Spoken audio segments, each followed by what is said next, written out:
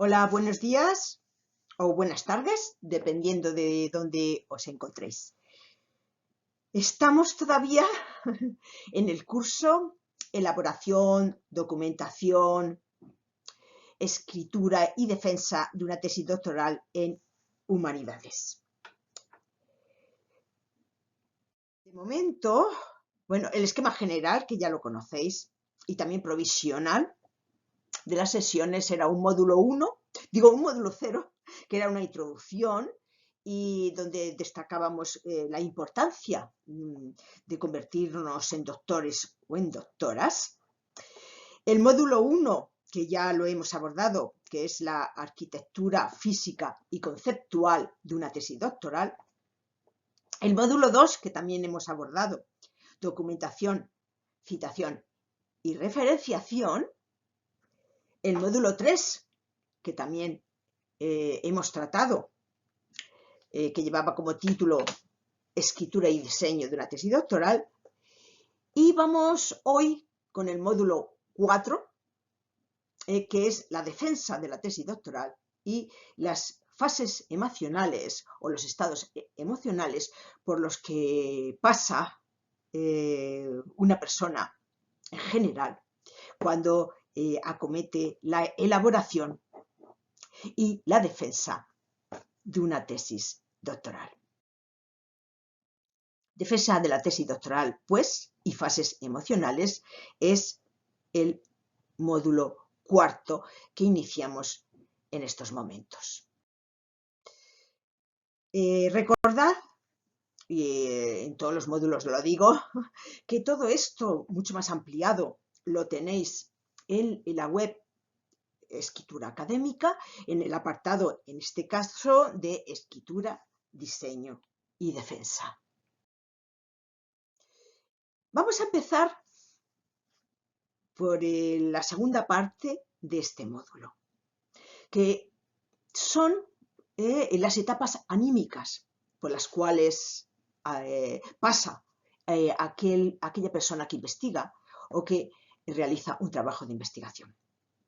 O dicho de otra manera, cuál es el recorrido emocional por el que atraviesa el investigador o la investigadora durante su ruta hacia el conocimiento. Y me baso en un documento que tenéis aquí arriba en la pantalla y que tenéis en la web Escritura Académica. Simplemente yo voy a hacer un resumen de aquello que me ha parecido más simpático, más agradable y más cercano a lo que yo viví en su momento. Podemos decir que el desarrollo de un proyecto de investigación, el desarrollo de un proyecto de tesis doctoral, no es lineal, no es progresivo, no es constante, sino más bien todo lo contrario. Si pudiéramos representar gráficamente este itinerario anímico, observaríamos más bien un trazado irregular, multidireccional, oscilante, ambiguo, con picos de euforia y decepción. Y este proceso se acelera, se ralentiza según las circunstancias. El recorrido emocional sería más bien el trazado de una cañada, más bien que una línea recta. Vamos a ver las fases y las etapas anímicas en ese recorrido, que no es más bien una línea recta, ni mucho menos. Vamos a destacar 10 puntos, no todos los veremos con exhaustividad. 1, ahora abriremos ventanas. 1, optimismo general. 2, desorientación. 3, desconcierto absoluto. 4, el océano de dudas. 5, la búsqueda del culpable. 6, sálvese quien pueda. 7, el castigo ejemplar a los inocentes. 8, tierra a la vista. 9, fase o etapa, el final del túnel y la zona de turbulencias. Y décimo, no menos importante, la eterna burocracia y el día de la defensa. Vamos allá. La primera fase en este recorrido anímico es, como ya sabéis, como os podéis imaginar, la de optimismo general. Al principio de una investigación todo parece muy prometedor, todo parece muy bonito. Vamos a hacer una tesis, nos vamos a convertir en doctores, seremos especialistas en una materia. Vamos a hacer una aportación importante al conocimiento en general y sobre todo a un tema muy particular. Quizá llamaremos la atención del departamento y cuando desaparezca ese embudo generacional que limita la movilidad académica, pues esperamos que se acuerden de nosotros. Quizá nos hagan un hueco. En una palabra, empezar una cosa resulta prometedor. Es como abrir un regalo. En esta fase, la tesis es un ideal de tesis. Sin embargo, un día un compañero, una compañera quisquilloso o quisquillosa, te pregunta, ¿de qué va tu tesis? ¿Sobre qué vas a hacer la tesis? ¿Quieres saber cuál es el tema? ¿Cuál es el problema que vas a resolver? ¿Qué hipótesis vas a sostener? Cosas parecidas. Pues bien, esta demanda de síntesis te produce un cierto apuro, un cierto desconcierto. Quizás encuentres la manera de dar largas a estas preguntas, a este compañero. Quizá él o ella tenga un problema parecido al nuestro. Incluso podéis llegar a un consenso tranquilizador. Hombre, es que estas cosas no se pueden contar así por las buenas, como quien comenta la cabecera de un periódico mientras tomamos un café. De todas maneras, nosotros sabemos que uno de estos días tendremos que presentar el proyecto de tesis al departamento para que se apruebe o no se apruebe. Bien, en este momento se inicia una segunda fase, que es la de desorientación. Fase que llega después de ese optimismo general. Empezamos a pensar, a comprobar que hacer una tesis no es tan fácil como parecía. Poco a poco empezamos a experimentar el síntoma que más adelante abordaremos en más detalle, con más detalle, de la ineludible tendencia a la complejidad. Cada vez tenemos más datos. Tenemos un lío conceptual cada vez mayor. Las relaciones previamente establecidas se reblandecen, como los relojes de Dalí. Aquellos conceptos en los que había depositado tantas expectativas ahora se derriten, como las velas con el calor. Pues bien, en estas circunstancias, la tesis pasa a ser un problema de organización de ideas. Cuando esto empiece a suceder, no creas que esto va a ser pasajero, irá a más. Luego, las brumas ensombrecerán nuestra visibilidad cognitiva. Y empezarás a dudar de cualquier cosa. Esto es, como nos dice ese documento en el que me he basado y que está en la web Escritura Académica, es como en aquella película clásica de Kirk Douglas, en la que hace Vikingo. Ahí salen tres naves de los fiordos noruegos en dirección a las Islas Británicas. Luego se introducen en la niebla del Mar del Norte. Entre ellos se comunican soplando a través de unos cuernos de buey. ¿Tutú? ¿Estás ahí? ¿Tutú? Sí, estoy ahí. Pero, de repente, la tercera nave no oye ni a la primera ni a la segunda. Cuando ella sopla, nadie responde, nadie le responde. Están perdidos. Es la tercera fase. Es la tercera fase, la del desconcierto absoluto. Ayer veía las cosas claras, daba la sensación de que todo estaba perfectamente encajado. De madrugada me fui a la cama, cansado, pero satisfecho con el trabajo.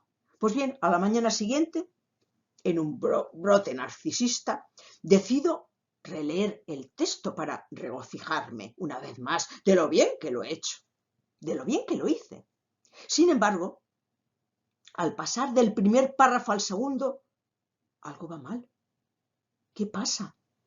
Uy, hay algo que me reconforta, sí, pero unas líneas más abajo empiezo a notar algo alarmante. Aquello no cuaja. Es como si se haya cortado la salsa alioli. Pues bien, ¿qué está pasando? ¿Qué está sucediendo? En este momento estamos viendo los dientes al lobo. Bien, en estos momentos y ante esta situación tenemos varias opciones. Y estamos entonces en la cuarta fase. Rendirte y tirar la toalla, disimular y hacer ver que todo está relativamente bien, o dejar que el proceso nos lleve a la cuarta fase, al periodo de risa, ironía, sarcasmo descontrolado. Me río por no llorar, ironizo, tratando de ocultar mi inseguridad. Me vuelvo sarcástico para no evidenciar mi molestia. Pues bien, ahora nos hallamos sumergidos en un océano de dudas. No sabemos si seguir con el capítulo 5 o pasar directamente a las conclusiones, pero decides que te vas a comer un helado. No sabes si seguir criticando a los autores que lees o bendecirles. Te puede sobrevenir cualquier comportamiento extravagante y provocador. Bien, por la cabeza de los doctorandos y de las doctorandas hay momentos en que pasan cientos de ideas y no siempre se sabe qué hacer con ellas. Si en esta ocasión tu cabeza empieza con las paranoias, no te alarmes. La alegría convierte la ira en reflexión. ¿Quién tiene la culpa de esta situación? ¿Quién tiene la culpa de todo esto? ¿El director de mi tesis o la directora de mi tesis? Aquella persona con la que estuve hablando en el seminario y que, no sé qué pasó. ¿Quién tiene la culpa? ¿Mi cónyuge? ¿Mi abuela? ¿Mis hijos? ¿El horario de trabajo? ¿El estrés? ¿La situación económica? ¿La organización? ¿El director del departamento? Da igual. ¿A quién acabes colgando el San Benito? Habrás hallado un culpable, habrás hallado una cabeza de turco que te permita señalar con el dedo al causante, a la causa de tu confusión. Pues bien, es la quinta fase del proyecto de mi andadura emocional, la búsqueda del culpable. Pues bien, en tales circunstancias, la tesis conlleva un problema de organización de datos. Pero todos tus candidatos huirán y tú te quedarás solo con tus propios problemas, porque todos tus candidatos tienen también sus problemas, Pues bien, es la fase 6. Sálvese quien pueda, como en la película del hundimiento del Titanic de James Cameron. Será desconcertante. Los datos abandonarán su nave precipitadamente, caerán al mar, o tus hipótesis resbalarán por cubierta estrellándose contra el mástil de la lógica más aplastante. Tus tropas se retiran en retirada ante el asalto de los caballos. Tus soldados más fieles habrán abandonado sus trincheras. Estarás solo, sola, ante el peligro. También querrás huir, pero algo te lo impide. El capitán nunca abandona la nave. Es una cuestión de principios. Hay que seguir aguantando. Ahora la tesis se ha convertido en una búsqueda del equilibrio entre la realidad y el deseo.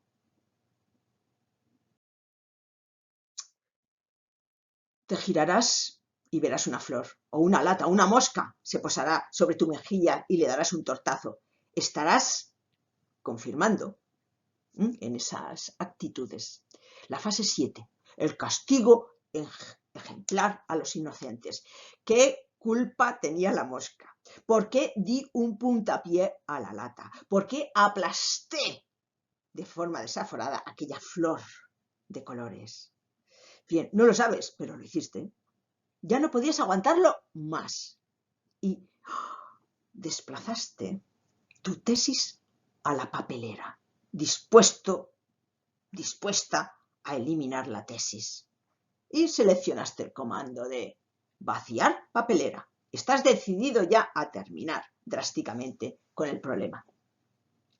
Pero aparece el mensaje. Menos mal. ¿Estás seguro de que quiere eliminar todos los archivos? Y tuviste un destello de duda. Titubeaste. Y en un acto de generosidad rescataste a unos cuantos supervivientes del naufragio. Compadecida ante tanto sufrimiento, les vas a dar un hogar nuevo. Un hogar nuevo que es el origen de la carpeta, por ejemplo, tesis versión 2. La tesis comienza a ser un problema de estructura y contenidos.